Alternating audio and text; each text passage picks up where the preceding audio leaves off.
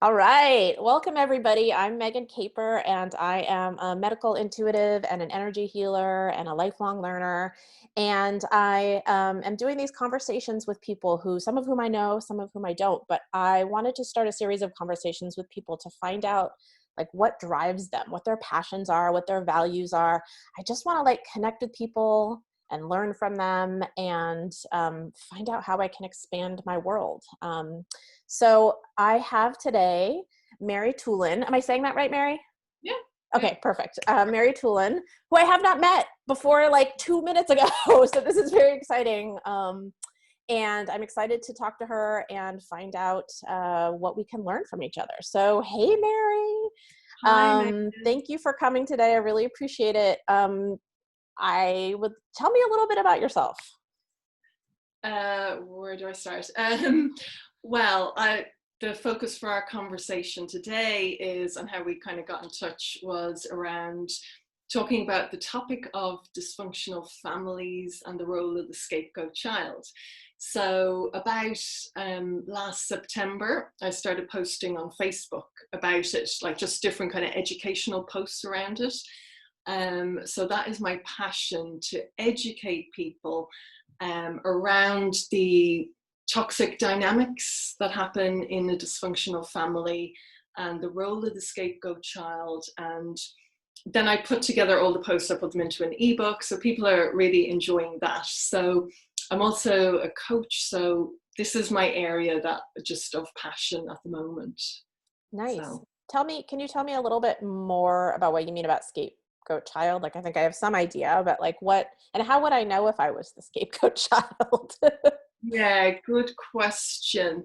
Um, Basically, the difference between a dysfunctional family and a functional family is that in a dysfunctional family, the child will be like bullied and there'll be abusive behavior happening, and they'll go to the parent and they'll say, listen, this isn't right. Not that a child should be, trying to inform the parent of how to parent properly, but they'll be then invalidated and told, hey, no, you're wrong. That's not happening to you, or you don't feel that way. So the child is trying to be respected and you know have a proper relationship, but that's not possible. They're always going to be hitting up against a brick wall, and there's some obviously trauma there with the parents that they're not able to connect with the child. So that kind of defines a dysfunctional family. Whereas I was going to say normal family, like a functional family, is if there is bad behavior happening, that the parents are mature enough to be able to spot that and set it right, and that everybody is treated fairly and humanely. So if it's a case, so when I'm putting out these the posts that I do on social media, like the comments I get back from people is, oh yeah, that's really ringing a bell with me. So it's kind of putting the pieces together, because when you're a child, you don't realize, like, you're swimming in that toxic sea. It's all you know. So you don't realize what's happening to you. So it's just getting that understanding is really important as well. Yeah, yeah. It sounds, I mean, I can relate. My family definitely had a decent amount of dysfunction. Mm. It sounds to me like that sort of when the child goes to the parent and is like, hey, this is happening and I don't like it. And the parent says, like you said, invalidates their reality. Like, no, that's not happening. That sounds like gaslighting to me. Is it like a form of gaslighting sort of? Yeah, exactly. And Yeah. what's so insidious about that is, as a kid, especially, like for me, I stopped being able to trust my own sense of my own emotions and whether they were right or wrong, or was I like making something out of, was I making a mountain out of a molehill, or do you know what I mean? Like, was Yeah. this really okay? And if there was something wrong with me, like you start doing that thing where you start blaming yourself or questioning yourself at least, like, Yeah. okay, well, these are the adults, these are the parents, and they're telling me Yeah. that I'm wrong. Yeah. Yeah. Yeah. Do you know what I mean? Like there becomes this internal battle of like, okay, these are my feelings and I'm pretty sure they're valid, but been told over and over again that they're not. That's, Um, yeah, that's like the core wound. It's extremely disorientating. it is. And then that You, becomes, like you said, the what you're swimming in, that becomes the yeah, normal, right? yeah, Is questioning yourself and not feeling that sense of, and I'm guessing like you must have, if you're coaching around this, I'm guessing this must have been something that was a dynamic that happened in your house too, right? So yes. um, that's great. I love that because Otherwise, I wouldn't be talking. I wouldn't know about this. yeah, and I it's wouldn't have there's any desire to talk about this subject. It's very taboo. it is very taboo, and I love talking to other people that were from similar families, because people who came from relatively functional families, no family is perfect, but families where people were, to a good extent listened to, and respected and whatever, Yeah. they like don't get it. You know what I mean? Like they're sort of like, like I can see their brains sort of going like boop, boop, boop, like trying to understand what it would be Yes. like, but I think that it's just so yeah, it's like when I talk to other people who are from the similar background, it's like they just get it on this level. And it's like you said, it forms these similar patterns in how we approach everything as an adult, right? Because we Yeah. have that like core wound of not feeling secure in our own beliefs and our own feelings and our own reality that you have to Mm. then undo as an adult, right? Yeah. Um, It's yeah, your core sense of self is just discombobulated. yeah, And that is what an abusive person is attacking. They're attacking your authenticity, and they're attacking your sense of power and your intuition. Like if you can't trust your own feelings and sense of what's right and wrong, how are you going to go out into the world when you turn 18 or 21? right. Like after a whole childhood of that, the damage it causes is just, oh, it's just incredible. Because that's what you're living in. You're getting hit with that multiple times a day all the way through your childhood. So how, if you don't mind me asking, like how did it affect you? How did you figure this out? And what similarities have you then found in trying to, and now that you're reaching out and sort of talking about this more, like what are some of the themes that you found Mm, for you in what that looked like? For me, it was sort of like a lot of, yeah, just sort of insecurity and a lot of like hypervigilance and people pleasing. Like I became so attuned to paying attention to all those signals, verbal and nonverbal, because I was so used to, mhm. like, that was the kind of the only accurate information I was getting, because the verbal information was telling me one thing, but my Yeah, parents' actions and behaviors were telling me something different, right? So I became like super attuned to yeah, all of that. And I think that's one of the reasons I probably ended up being so intuitive. Now I professionally work as an intuitive, but it's because my senses just had to, like, I had to develop all these spidey senses for, picking up stuff. yeah. Your attention goes off from yourself and out to other people. So it's like other people become more important than yourself, because you Mm, need to pick up as soon as they walk in the door. You need to pick up, okay, what mood are they in, mm-hmm. and how can I pacify them so that they don't attack me. Mm, So it's like that's the kind of behavior that you're working with. So as a child, you're constantly attuning to the people around you, and that's how people pleasing develops and codependency develops from that. mm-hmm. And so would you say like those are sort of two of the main traits you see in people who've had this background, is the people pleasing and the tendency towards codependency, or Not what? necess- not necessarily as a whole myriad of things. Um, One would be like limiting beliefs. Ooh, like what? So I'm fascinated. Yes, go into limiting beliefs. I limiting find them so beliefs. fascinating. Big Like one. what type? So there's a whole cluster of them. So obviously, so you've got your primary caregivers. So as a child, you need to be accepted by them. It's the whole attachment thing. So if that's off, if that's not working, a child doesn't have the capacity to think, oh, these two human adults aren't very capable at parenting. a child does not have the capacity to think that way. Right. So the way a human mind will work is the child will say, okay, oh, it's my fault. I'm doing something wrong here because the way the world is acting towards me is very hostile. Mm. So the beliefs that get set up very young are, I don't belong, especially if you're bullied, if you're the scapegoat child. I was in that role. I Mm-hmm. was bullied a lot. So it was like, I don't belong, I'm not welcome, I'm unlovable, because you're doing everything you can to get the love that you Mm-hmm. need, and it's Yeah. not coming. So that's a valid conclusion for a child to come to. Of course, I'm unworthy. Um, what else? They're the core one. I'm all alone as well, Mm. because there's no emotional support. You're being emotionally abused, so there's definitely no emotional support. So you're very much on your own through life, and that's a real kind of core feeling that you can carry with you Yeah. through life until. So how did you figure this out for yourself? Like, when did it first occur to you, like, my family is not healthy, you know?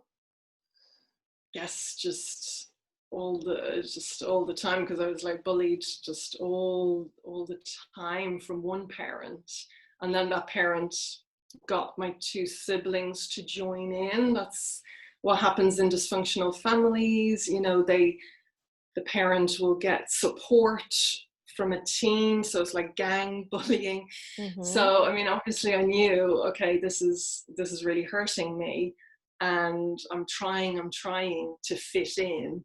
I'm trying to, that's another thing that you do, is you adapt your personality to the situation. um, and yeah, so I was always then just trying to figure it out. How do I figure this out? How do I fix this? You kind of become the fixer then, Mm-hmm. because you're kind of taking it on as your problem and you're to blame, because that's the narrative that's around. Like, it's your fault. Of course, that's scapegoat. You're the problem. So then if you're the problem, you're trying to figure it out. How do I solve this? How do Mm. I fix them? How do I make them see that I'm innocent? Or else the other way, like, what have I done wrong? And how do I understand what I've done wrong? And then, if I know what I've done wrong, I can make amends. But of course, you haven't done anything wrong. Right. So it's a whole mind mess. Yeah. When did it first occur to you? And I'm trying to think of this for myself even. Like, when did it first occur to you, maybe it's not me? Do you know what I mean? Like, Yeah.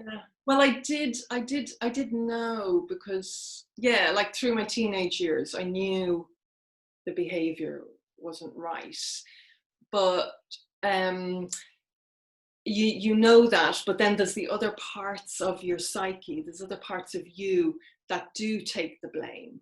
And mm-hmm. they're kind of maybe subconscious parts, or like very young parts that are taking the blame.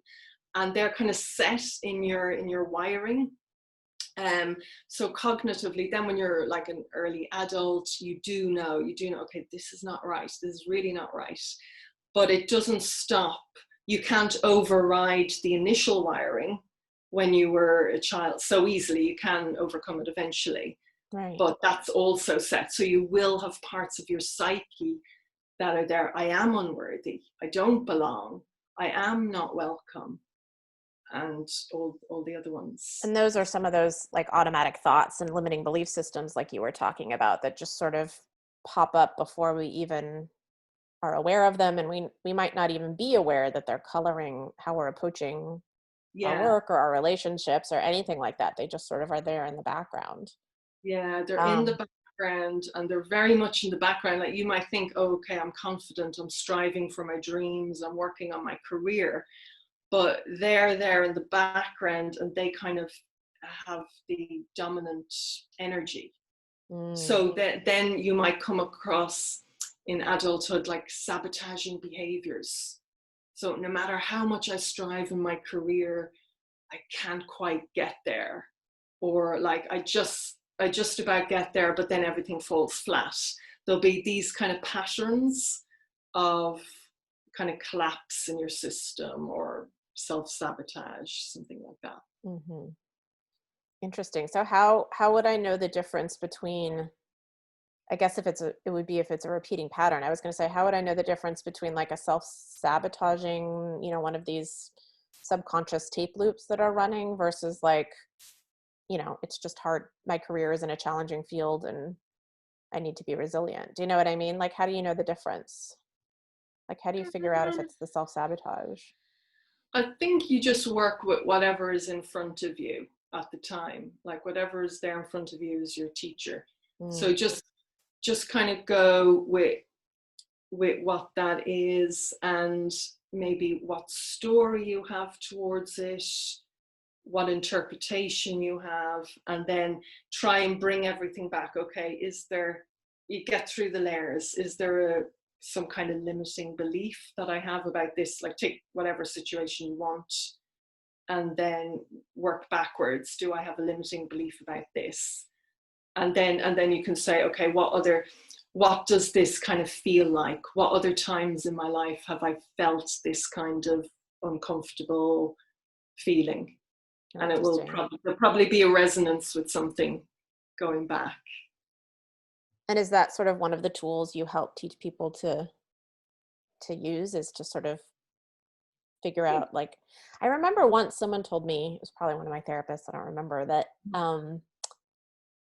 if I'm having an emotional reaction to a situation right now that feels like, there's part of my brain that's like, wow, this is a big reaction to this thing. Like, this seems a little outsized for like what's actually happening right now, like whatever fight I'm having with my significant other, or disappointment and something or whatever. Like, if I'm having what feels to me like, wow, this is a big emotional reaction, that it's probably about something that happened in my past, and not really necessarily about what's happening right then in the moment, that this is probably triggering, yeah, some sort of pattern or some sort of, past experience I had with something similar. Um, Exactly. Yeah. yeah. And that was really helpful because, yeah, I think a lot of times we're in the middle of having an emotional reaction and there's part of our brain that's like, wow, this is really, like, I'm really mad, or I'm really upset Mhm. about this, or like, why am I crying so hard about this, or whatever, right? Like, we sort of have this part of our brain that recognizes, like, this is quite a reaction to what's happening. And to me, Yeah. that's one of those things that points me to, like, okay, well, what is this reminding me of then? Like, what am I really Yeah. reacting to? Because it's probably both Yeah. what's happening right now, but also something that happened in the past that, I never really fully like resolved, right? Or something. Yes. Um, Yeah. yeah. Yeah. Maybe a little bit of residue with things that happened in the past. And then if you have something similar, the brain will sort of recognize, oh, this is happening again. So whatever you haven't quite healed in the past will pop Yeah. up again. It's kind of like the universe giving you an opportunity. Oh, here's another opportunity to um, Yeah. flush it out. But flush it out now that I'm an adult and I have like all these other tools and I have these and that I'm safe. Like, I'm not, I think Yeah. for me, a big part of it was when I was a kid, these people provided me with like shelter and food and housing. And so I really had to be careful not to piss them off too much because, like, that was how like, I, at, 6 years old, I couldn't rent an apartment and be on my own. Right. So, Yeah. Yeah. but now that I'm an adult, it's like those feelings come up and sometimes I have to remind myself, like, oh, I pay my own rent now. I buy my own Mm, groceries. Like, do you know what I mean? Like, I'm good. Like, I'm okay. This isn't going to wreck me the way it might have when I was a little yeah. kid, you know? Yeah. So for me, that's part of it too, is just like Yeah. recognizing in those patterns, like, oh, um, I'm an adult now, Yeah. and sort of, I can let the fear come up, or let the anger come up, or let the, being upset come up in a way that maybe I might have squashed it down when I was a kid because it wasn't safe to feel it. Yeah. Right. Yeah. Yeah. So that's been huge to me, to just sort of let Yeah. those feelings come up, but keep reminding myself, like, I'm safe now. I'm good. I don't need these people anymore for, all of these basic human, that Maslow's hierarchy of needs, right? Like, I don't need them for shelter and food. Like, I'm Yeah. good, you know? Yeah. Um, There's a good question as well that you can ask, because I do parts work. So say, for example, that you have a fear part or an anxiety part, and you're working with those strong emotions, and what I do in the technique that I'm trained in is that you separate, so you're not blended. Say if you have lots of fear, that you're not blended with it, but you get a bit of distance from it. And then, like, you can ask the fear, okay, what do you want me to know? But a really good question is, you can ask the fear, well, first of all, you could kind of somatically trace it. Okay, where is this in my body? Where am I feeling this? Okay, what is this about? And then you can ask the fear, what age do you think I am? Ooh, that's a good one. And if you just get the first answer that comes, it could be something like, well, you're 6. And then you can go, oh, well, do you want to know what age I really am? And then just kind of listen for an answer, because it could be a bit of a shock. And then if it says yes, then you can say, well, I'm whatever age, 30, 40, 50. And that just gives a bit of reassurance to that fear that might think you're back at age 6. Love that. Yeah. That's a good trick. Another one that I do that's sort of similar is, I haven't asked the age, but I've gone in and I've felt the fear, and I've never asked specifically the age, but sort of, yeah, sort of for me, I bring to mind, like, what age was I, or what did I look like when I felt this? And then doing some of that, I resisted this for so long because I thought it was so super cheesy, but like that inner child work, Yeah. for a long time, I was like, I'm not talking to my inner child. That's way too cheesy. But Yeah. you know, basically reparenting That's it. Yes. Megan in the Yeah. way that she needed to be cared for in that moment Yeah. and didn't Yeah. get, and Right. it sucks, and it's not fair that my parents weren't able to do that and I have to do it for myself. Like, so I have a Yeah. little moment of like, this isn't fair, and it's not, Yeah. and just Yeah. acknowledging that, like, yeah, not fair, but then it's also on me. Like, no one else is going to do it, right? Because Mhm. now it's my job to heal these wounds, whether Yeah. that's fair or not. This is where we are, right? Yeah. And so to sort of just take a moment and be like, what would I have needed in that moment? Like, what would I have needed? And imagine myself at that age, and imagine giving myself that. Sometimes I imagine like me as I am now doing that, or sometimes I have Yeah. this image of like a better mother or a better father would it Yeah. look like, Yeah. bringing that to me. Yeah. But again, I resisted that for a long time because I thought it was super cheesy, but it's really Yeah. powerful, and Exactly. teaches me how do I need to be loved, which is still true in my adult relationships. I still need to be loved and cared for the same way that I did Mm. when I was 4, 5, 6, 7, 15, Yeah. whatever it was, right? And so it gives Yeah. me more information too about what can I ask of my friends, my family, my loved ones, my significant other? Like, how can I ask them to care for me? Because I think that has been huge for me, is asking other people to care for me in the ways that I've figured out that I needed, and especially the ways that I needed and didn't get. You Yeah. know, there's, Yeah. yes, I can do it for myself, but we can heal so much in relationship with someone else by asking for what we need and then getting it. And then that wound is like, oh, okay, now I am deserving.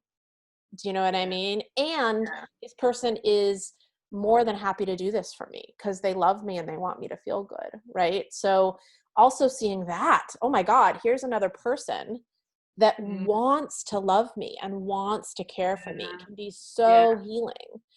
Yeah. So yeah, for me, it's been this combination of doing that sort of self work, that inner child work. And then, but also like, once I figure out what that stuff is, like, ask for it from other people and feel that all those hormones, those neurotransmitters that get triggered when the good ones that get triggered in Yeah. a good way, Yeah. when someone actually is able to love on me in a way that makes me feel worthy and feel, all those things that I didn't feel as a kid.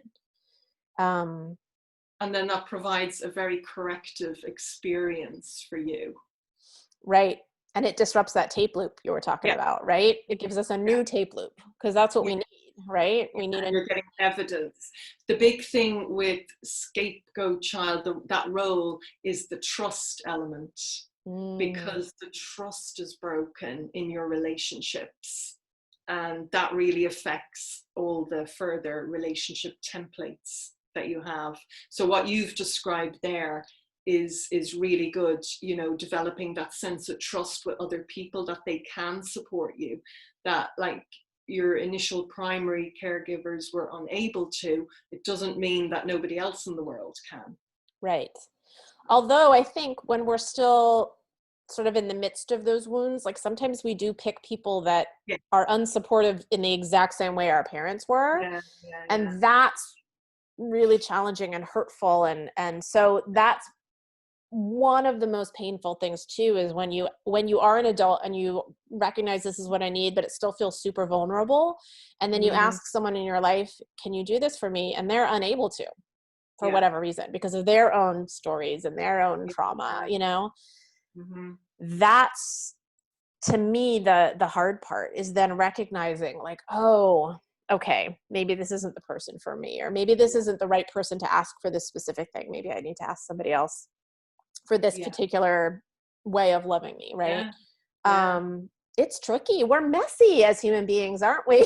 Like, my goodness, Very like complex we're creature. all like walking around with these different tape loops and neuroses and belief systems, and like trying to connect. And it's like, Yeah. that's the hard part, is all of our own insecurities and fears and whatever, Mm, like bumping up against somebody else's. And then we trigger each other, not even knowing sometimes that's what we're doing.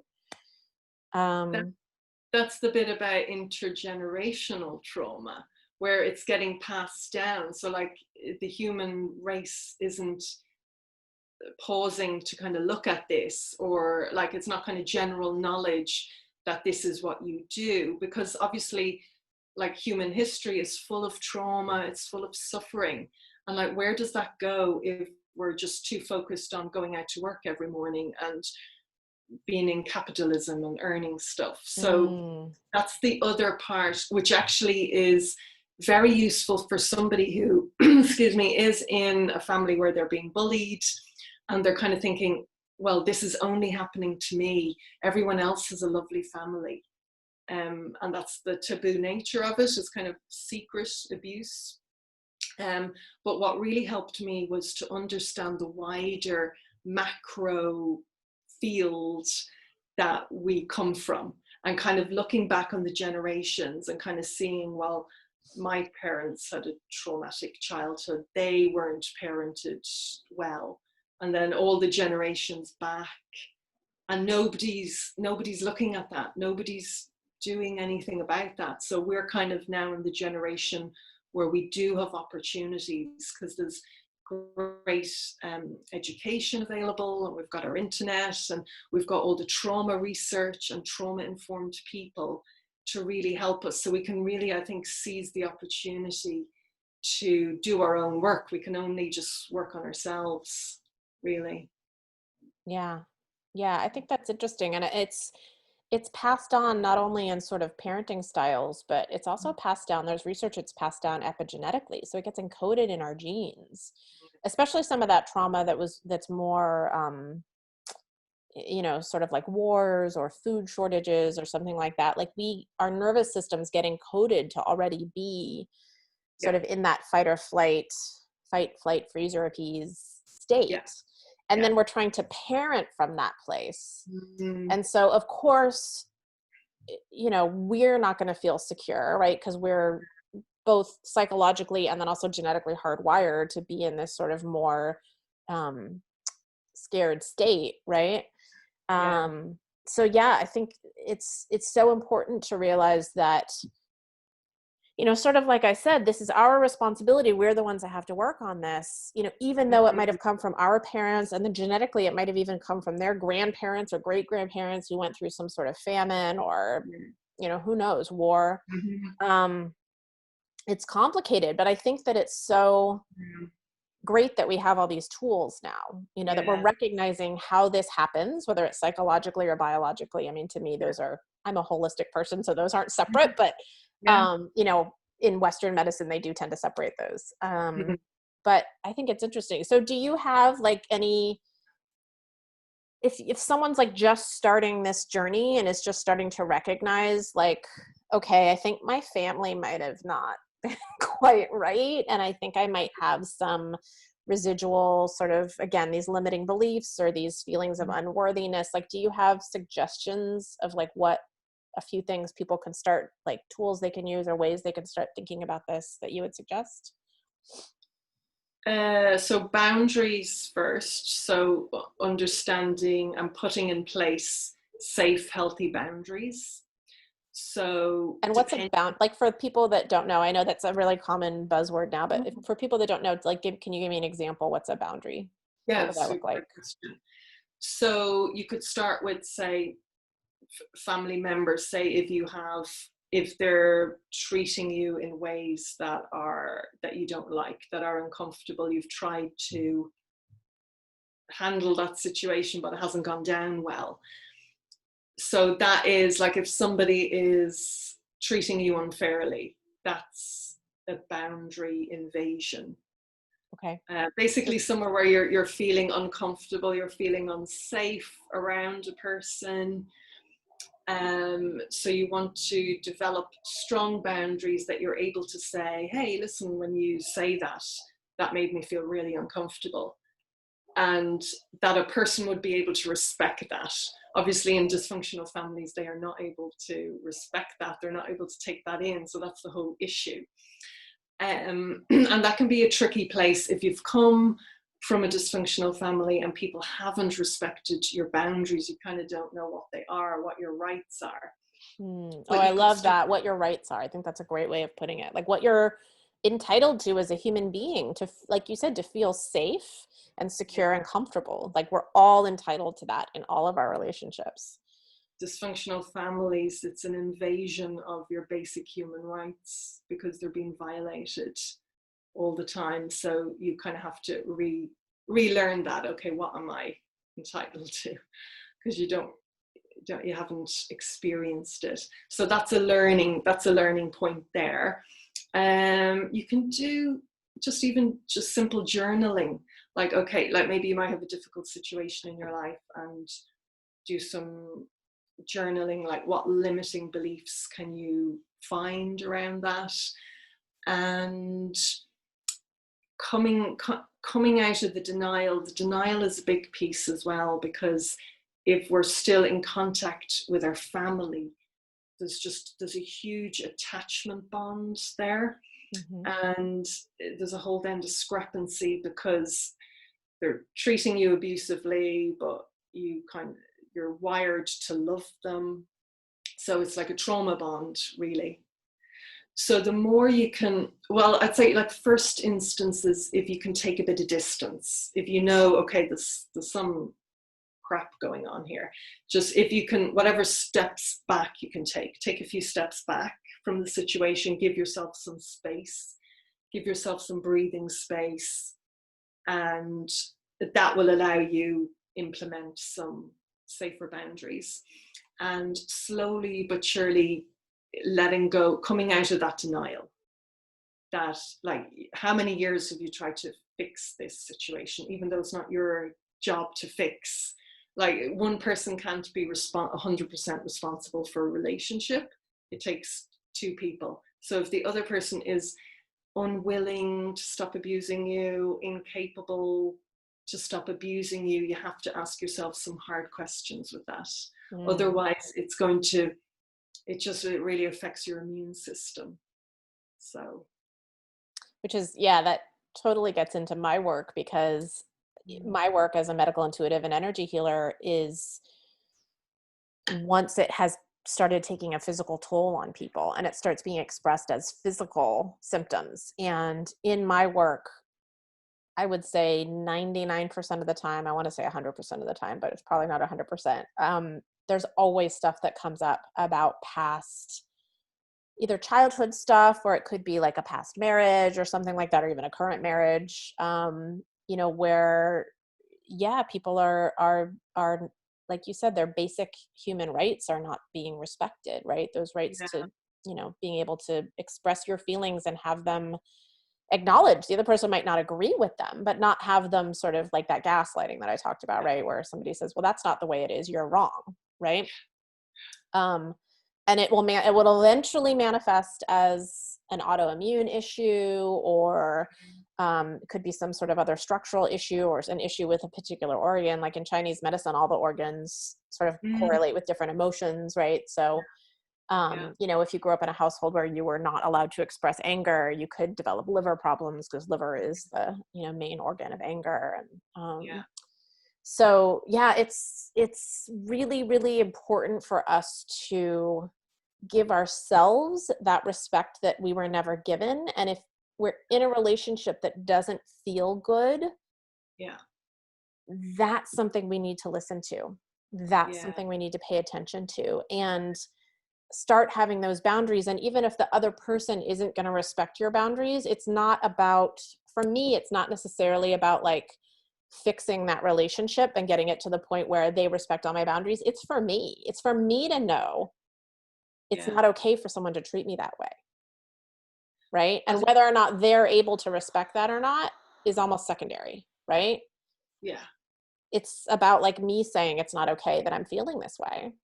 And I don't want to be in a relationship with someone that makes me feel this way. It's not okay, you know?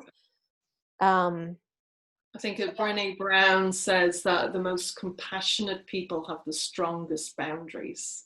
Oh, interesting. Yeah. Yeah, I think that's really interesting. And yeah, I mean, compassion really is about being able to, I had a meditation teacher once that we were talking about compassion. And I asked him specifically, like, and I was thinking about people in my family who were pretty toxic to me. And I said, what can I do for someone that is clearly in pain? You know, I could clearly see that my parents were in pain. That's why they were acting like this. But I wasn't the one that was going to be able to talk with them about these topics. It just wasn't me, right? Like it just wasn't going to happen because of our dynamics. And so I said, what do you do if someone's so toxic that you can't really have them in your life in that way, but you want to help them? And it was interesting. He said, you know, one of the best things you can do is just close your eyes, you know, basically get heart-centered using some of these meditation techniques, and just send them compassion and love. Just send that to them energetically, you know? And so that's interesting to me, because it's what you said just now. It's like that I wasn't even talking to this person. So the boundary was like as boundary-ish as it can get. Like we literally weren't even having any communication. And yet there was still a way for me to send them compassion, and that was healing for me too, because you know, to realize like, oh, this person mistreated me horribly, but I can still recognize their humanity and recognize that they were doing it from a place of also, like you said, that intergenerational thing, also clearly being hurt, being in pain from some situation that happened to them, right? I think that's so important, and sort of gets into a little bit of like forgiveness and why do we have forgiveness and all of that, you know, like what's the point of forgiveness? But yeah, I think that's lovely that you can have like that. Yeah, having compassion has to do with having good boundaries. That's so interesting, because a lot of times we think of compassion as like that book, The Giving Tree, where like, oh, you just give everything of yourself and then that's love and compassion, right? But that's not what it is. Not at all. Yeah. Oh, so where can people find you if they're interested in finding out more about this topic, or if this is sort of like, you know, somebody's out there going like, oh my God, I think that may be me and my family. Like, ooh, where can they find you to find out more? Sure. Well, I do have an ebook, so it's complimentary and available. So I can just give you the link, and then they can go on, they can download the ebook. So it has just a whole selection of articles, and I've got good feedback from that ebook and the articles to say that it's really helped people, it's given them insights, and it's saying things in a way that they, you know, really helps them. Okay. So if that, and yeah, I also work with people one-to-one as well. So if people want like specialized individual attention with help in this area, they can contact me for that. Okay, cool. And you're on Facebook. If they search for you to look for your pretty face, they can find you. Yes, I'm on Facebook. Dysfunctional Families and the Scapegoat Child is my page, and I'm on Instagram as well. Dysfunctional Families there Okay, as well. Yeah. awesome. Mary, thank you so much for talking to me. This was very helpful for me, again, as someone with a similar background. And I hope that, if I'd been able to find resources like when I was 18, 19, 20, when I was first starting out, like I muddled my way through, but it would have been so helpful to have resources for someone just to be like, yeah, no, this was not okay. And Mhm. this is why. And Yeah. here are the steps you can take to start getting that self-worth back and getting that, ability to trust your own emotions and your own intuition and your own feelings back. So I so appreciate the work you're doing. It is Mm. so important to this world. Again, like you said, to stop that intergenerational trauma. Like I feel like one of my jobs as a spiritual being walking this planet is one of the things I can do is stop the cycle, right? Mhm. To start Yeah. learning how to treat people the way that I wanted to be treated and not just run those tape loops over and over again and for not knowing even why, but, you know, Mm. walk around the world, not being like as wholehearted a person as I can be. Right. So thank you. I think it's so vital and so important. And I'm super grateful that you're walking around on this planet doing work. I think it's really important. So You're so welcome. It's been an absolute pleasure to talk with you, Megan. And can I just reiterate one point there? And it's just what you said of there. course, yeah. With the scapegoat child. So for anyone who is listening, a huge part of it is, because it's such a huge taboo, is the invalidation. So a lot of people that have like read my articles and stuff, they just say like, oh my God, just for somebody to name it, because they've kind of been walking around and people have been invalidating them left, right, and center, even professionals. So I just wanted to reiterate that point, that it's a huge issue, like it's a global epidemic, it's a silent abuse that takes place. And if it is, anyone who's listening, if it is something that's happening in your family, just to know that you're not alone with it, that it's a huge issue, Yeah. basically. Yeah, and Wanted to also, I make the mean, point. both as children, both there's anyone out there that's a parent that's sort of going like, "Oh my God, I think I might be bullying my child." Like I yell at them and I don't know why, or have a temper with them, or I'm Yeah, not patient yeah, enough. Like again, you're okay. Like you are so brave for recognizing that and for yeah, acknowledging it. And it's probably because again, that's how you were parented to some degree. Like yeah, we don't know how to do things a different way until we're shown a different way to do them, right?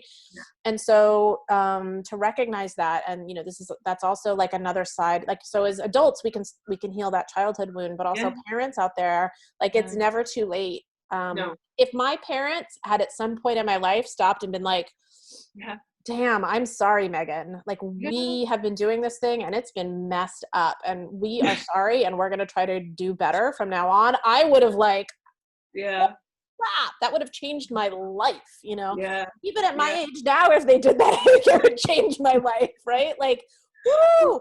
So, it's from both sides of the coin. I think Yeah, you just take that first step, right? And it is a journey. And unfortunately, there's like not like a magic pill no, overnight for healing these kind of no, wounds. For me, it's just like, it's a lifetime journey. And I've realized like, okay, this is one of those life lessons that I need to work on, is yeah, healing from these patterns. yeah. But yeah, so it's wherever you are, if you take the first step for this, like I'm so proud of you and thank you. And be in touch with Mary or be in touch with me if this is something that you feel like you're ready to reach out, and even just get this first step is just to get more information. And like you said, I had the same experience once I started reading stuff. It was all these Yeah, little aha moments of like, oh my yeah, God, that's a thing. It has a name, like gaslighting, right? I was yeah, like, that has a name. Bullying, scapegoating, like all this yeah, stuff. When you start recognizing, you're like, oh my goodness. So even just getting information as the first step and like yeah. opening up that curiosity of like, could this be me? Can be really helpful. So again, thank you Joining the for dots, joining the dots with that. joining the dots. Yeah, Yeah. So if you're interested in learning more, contact Mary. She has an ebook. That could be a great first step for you to even just recognize if this is something that's affecting you either as a child or as a parent. Um, and yeah, thank you again for being here. It's been such a pleasure. I really thanks very much, appreciate it. And it's Megan. been good getting to know you. And so thank you very much. You too. Thanks a million. All right. All right, everyone. Thank you for watching. I really appreciate you tuning in and spending time with me. And I hope this was helpful. And I will see you in the next video. Bye.